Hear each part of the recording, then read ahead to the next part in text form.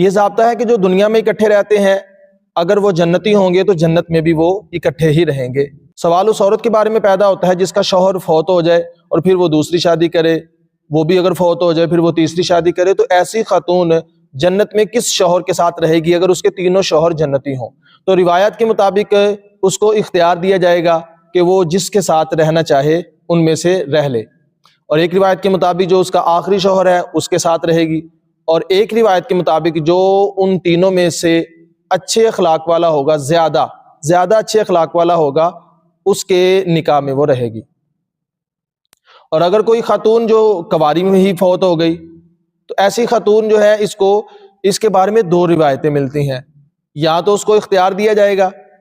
کہ وہ کنوارے لڑکوں میں سے کسی کو پسند کر لے تو اس کی زوجیت میں وہ چلی جائے گی، اور ایک روایت کے مطابق جو شہید ہیں ان کے نکاح میں ان خواتین کو دیا جائے گا جو کنواری تھی۔